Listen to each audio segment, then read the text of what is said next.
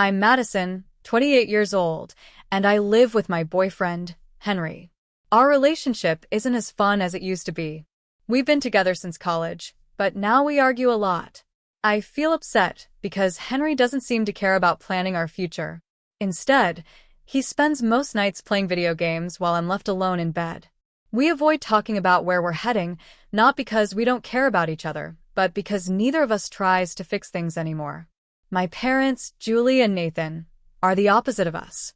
They've been happily married for over 31 years and still look at each other with love. They laugh at inside jokes and show what a strong relationship should look like. I've always admired them, but I know deep down I won't have that with Henry. One evening, everything changed. Henry and I had another fight, this time over something as small as the laundry. He had promised to do it but didn't follow through, again. "Can't you just do one thing you say you'll do?"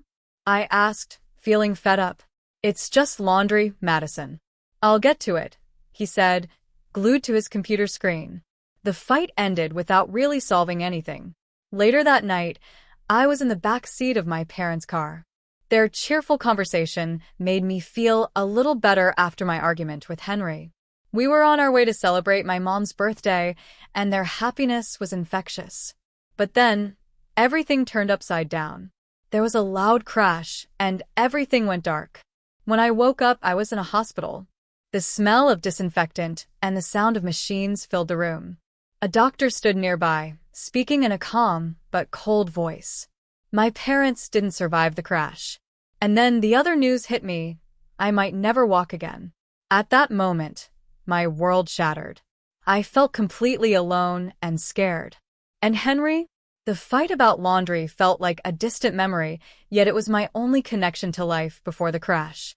As the shock of my parents' death and the possibility of being paralyzed sank in, I felt an overwhelming despair.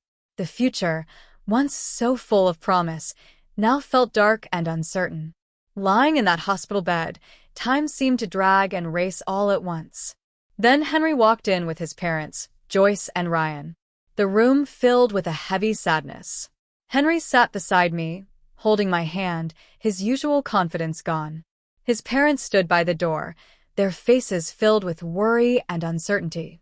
"Hey, Madison," Henry said softly, his voice barely audible. I looked at him, my voice flat. "Yes?"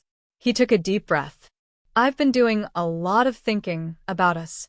I stared at him, unsure of what he meant. "Thinking?" I echoed. "All of this. It's made me realize how short life can be," he said, his eyes locking with mine. There was something in his gaze I couldn't quite read. I don't want to wait for the perfect moment anymore, because it might never come. I wanted to ask him what he was getting at, but my words wouldn't come. Then he said it. "What I'm trying to say is, will you marry me, Madison?" The question hung in the air, heavy and unexpected. It was the last thing I expected, especially now. I searched his face, looking for the impulsive Henry the first knew, the one who often acted without thinking. But all I saw was sincerity. Joyce stepped forward, her hands clasped tightly. "We want you to be part of our family, Madison. We'll take care of you." Ryan quickly added, "It's not out of pity. It's because we care about you. We love you, and we want to support Henry in this." I was stunned, my mind spinning. This was so unexpected, maybe even a little reckless.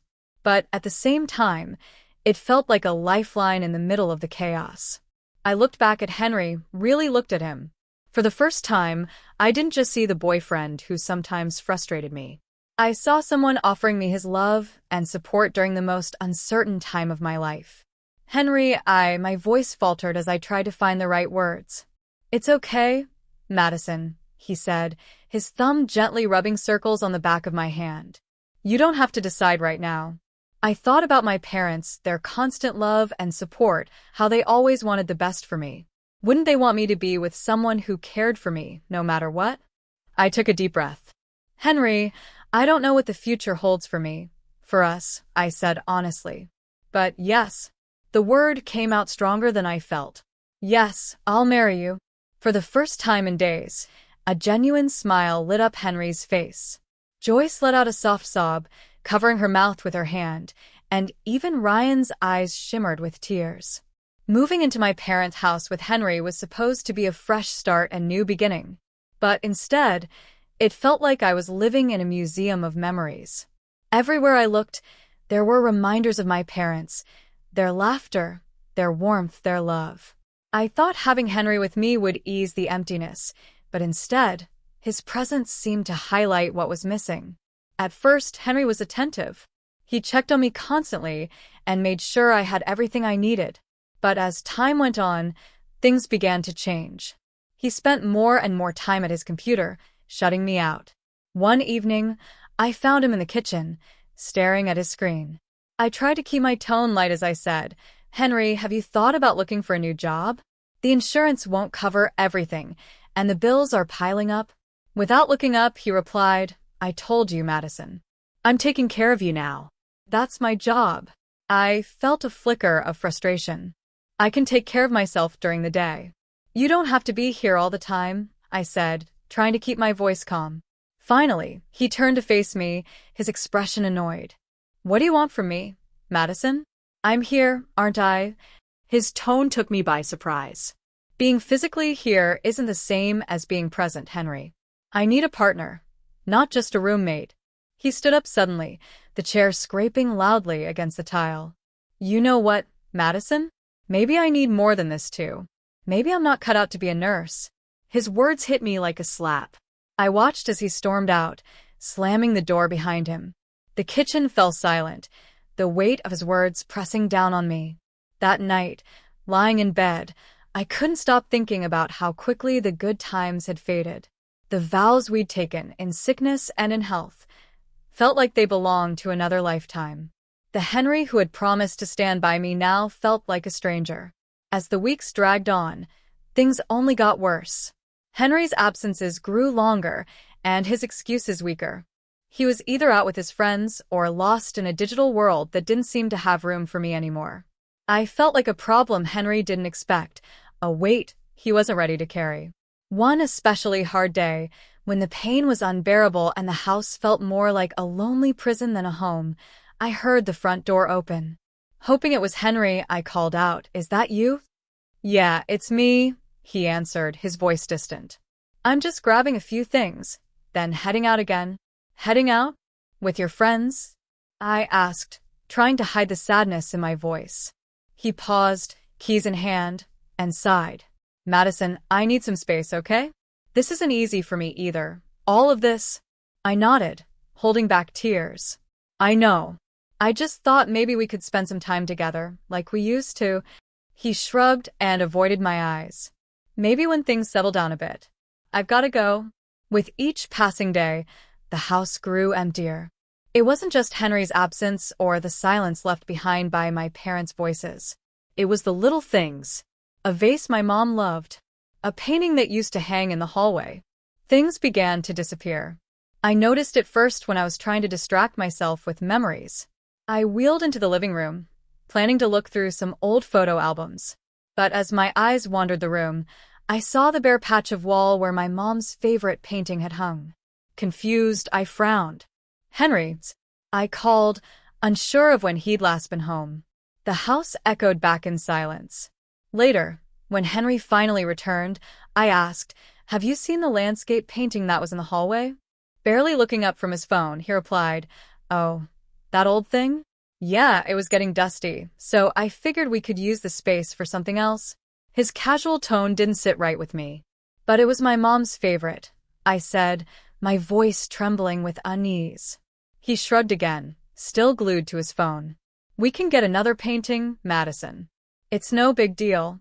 But it was a big deal. The items disappearing weren't just decorations, they were family treasures. The next things that went missing weren't random. They were unmistakably important. One afternoon, I finally caught Joyce, Henry's mom, red-handed. She was moving through the living room with a big black garbage bag in her hands. "Joyce, what are you doing?" I asked sharply, alarmed. She jumped, her face flushing with guilt. "Oh, just doing a little spring cleaning, dear. This place is cluttered with so many old things. But those are my things," I said, my voice rising. I protested, my heart racing. Those are my things. There, Joyce said in a sugary tone. We're just making things nicer for you. You'll thank us later. After that, I kept a close eye on her every time she visited. But the thefts didn't stop, they just became sneakier, more calculated. Every time I brought it up, they brushed it off, insisting it was all for my benefit. One night, lying in bed, I turned to Henry, who was scrolling through his phone as usual. Henry, I began, your parents have been taking things from the house. My things? He didn't even look up. Mom's just trying to help. You know she's good at this kind of stuff. Helps, I repeated, disbelief thick in my voice. By taking my parents' belongings? Finally, he sighed and set his phone down. Look, Madison, they think we should be moving forward, not holding on to the past. They're just trying to lighten the load for you. I wanted to yell, to scream at the unfairness, the lack of respect, but I was so tired of fighting, tired of doubting myself. This isn't what I want, I said softly, my energy drained. Henry reached over and patted my hand, but instead of comfort, it felt dismissive. Try to get some sleep, Madison.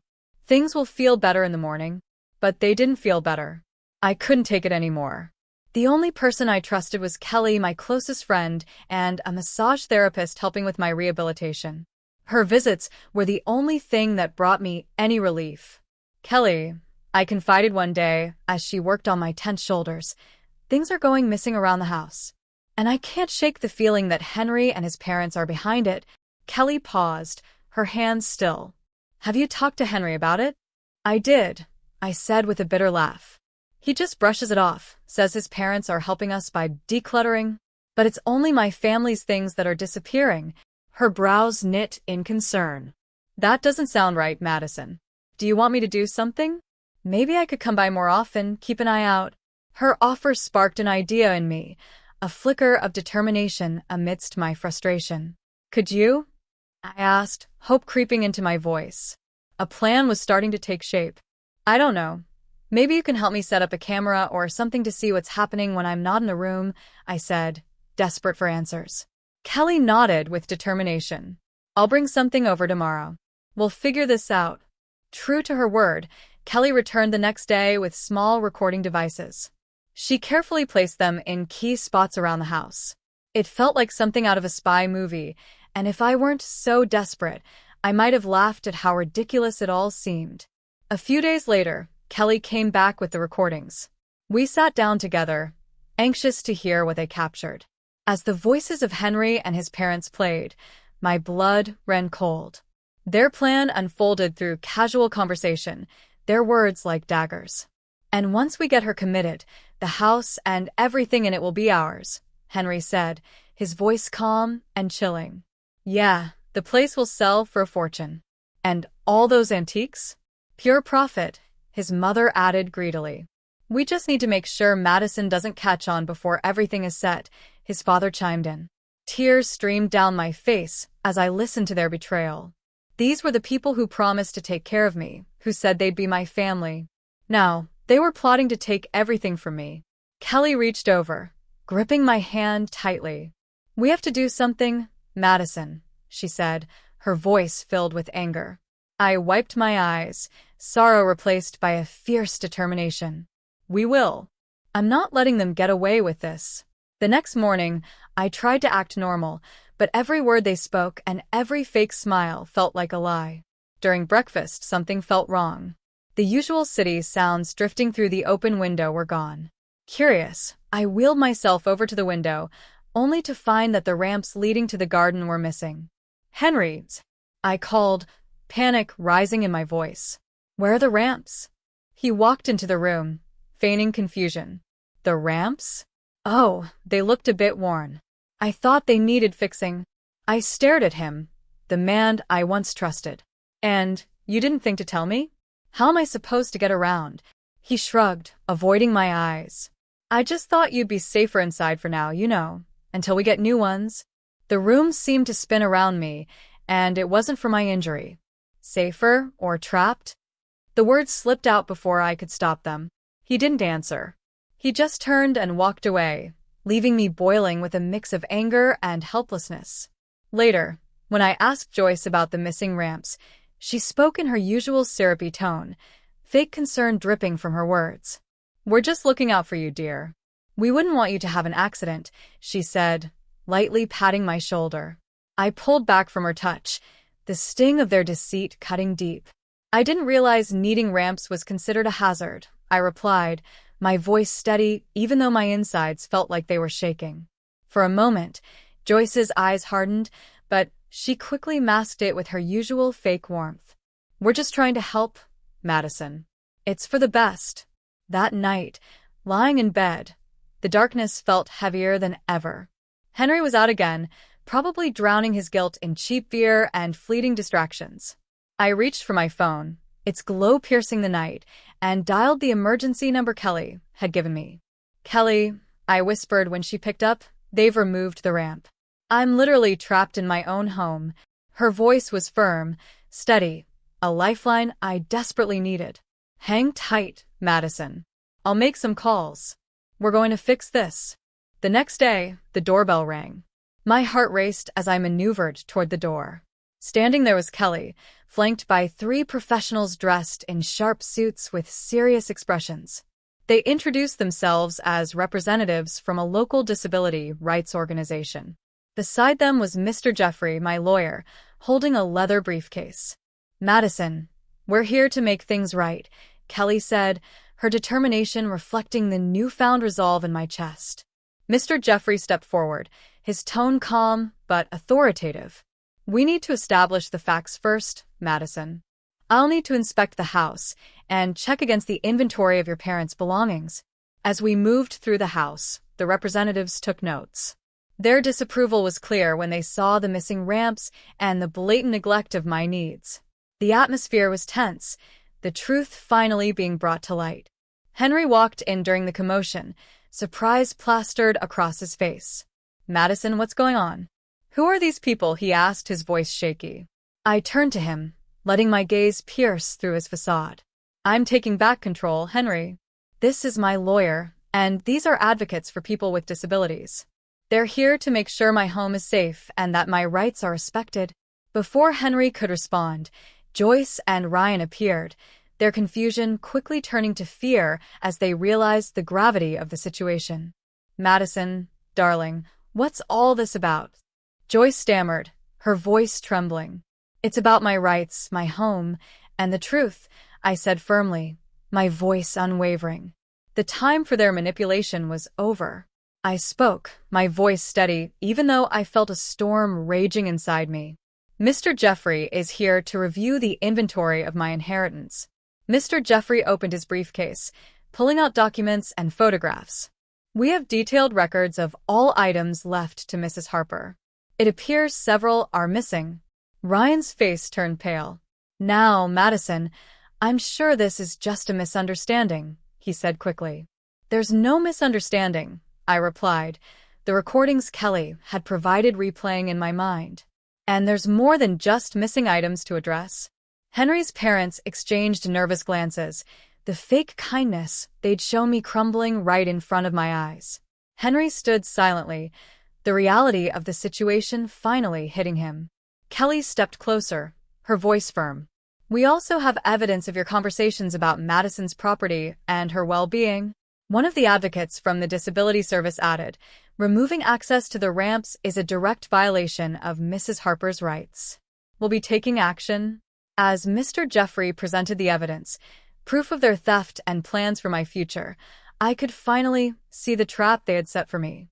But now the tables had turned. I wasn't their victim anymore. I was in control. Henry finally found his voice. "Madison, I can explain." I shook my head, cutting him off. "Save it, Henry. I've heard enough." Joyce began to cry, and Ryan put an arm around her, but there was no comfort to be found in their lies. The day of the trial. The courtroom was cold and quiet, the tension thick in the air. On one side sat Henry and his parents, looking nothing like the family who once promised to care for me. On the other side, I sat with Kelly by my side and Mr. Jeffrey ready with his stack of evidence. The judge looked down from his bench, his eyes briefly meeting mine. We are here to examine the evidence regarding allegations of theft and the exploitation of Madison Harper, he began.